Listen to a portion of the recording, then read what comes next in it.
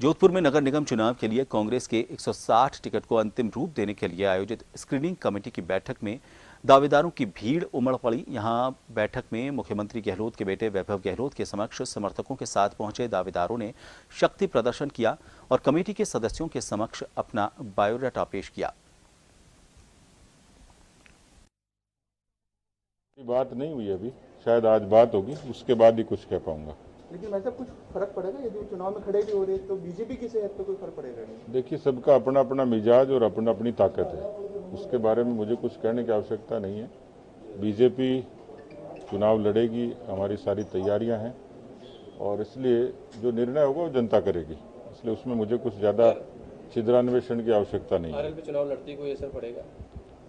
देखिए, पार्टियां चुनाव लड़ती हैं, लड़ेंगी और इस डेमोक्रेसी को पार्टियों ने स्ट्रेंथन किया। देश में 1700 से ज़्यादा पार्टियां हैं, तो मुझे लगता है कि सबका अपना नैतिक अधिकार है। लेकिन जहां तक आरएलपी का प्रश्न है, जब तक बात नहीं हुई तब तक मैं नहीं कह सकता।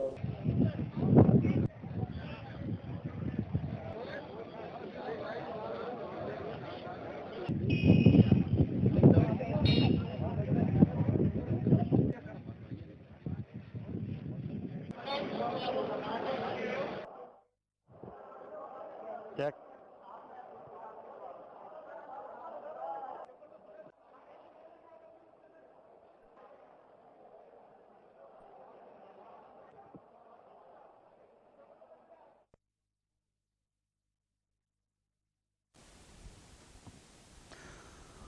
और बात करेंगे जोधपुर में नगर निगम चुनावों को लेकर चल रही भागदौड़ की। हमारे साथ वहां से हमारे सहयोगी जगदीश लोहार फोन लाइन पर जुड़ गए हैं। जगदीश, जोधपुर की अगर बात करें तो किस तरह का माहौल वहां पर नजर आ रहा है, दावेदारी को लेकर किस तरह के दावे किए जा रहे हैं और साथ ही अपने आप को कितना संतुष्ट पा रहे हैं, जीत के किस तरह के दावे अभी से किए जा रहे हैं? क्योंकि कांग्रेस बीजेपी के जो वरिष्ठ नेता हैं वो तो कह रहे हैं कि 6 जो बोर्ड हैं सभी में बीजेपी वाले बीजेपी की बात करें, कांग्रेस वाले कांग्रेस की बात करें, लेकिन जोधपुर को स्पेसिफिक बात करें तो वहां पर वैभव गहलोत पहुंचे हुए हैं। इसके अलावा वहां पर एक जो प्रभारी मंत्री हैं वो भी पहुंचे, उनका क्या कुछ कहना है? बिल्कुल प्रभात बताना चाहूंगा कि जोधपुर में जो पार्षद चुनाव है, उससे नगर निगम चुनाव जो परवान पे है, कम समय रहते भी दावेदारों की भारी भीड़ देखने को मिली आज जोधपुर में।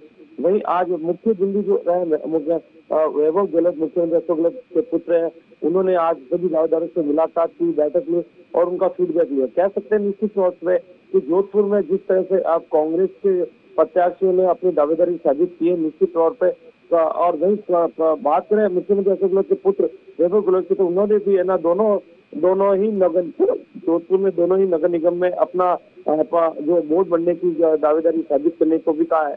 क्योंकि दोनों ही जो नगर निगम के बोर्ड है वो जो उसमें कांग्रेस बनाएगी और वहीं दूसरी तरफ जो दावेदार जो है वो भारी मात्रा में अपने समर्थकों को लेकर आज जोधपुर स्थित एक निजी होटल में पहुंचे और वैभव गहलोत से मिले। जी वैभव, एक और चीज आपसे पूछना चाहेंगे, ये कांग्रेस का कहना है कि वो हर निगम के लिए हर अलग विधान उसके लिए निगम के लिए अलग से अपना घोषणा पत्र जारी करेगी। तो क्या इस घोषणा पत्र अलग से जारी करने को लेकर जो प्रत्याशी आ रहे हैं, क्या अपनी तरफ से कोई बात सामने रख रहे हैं?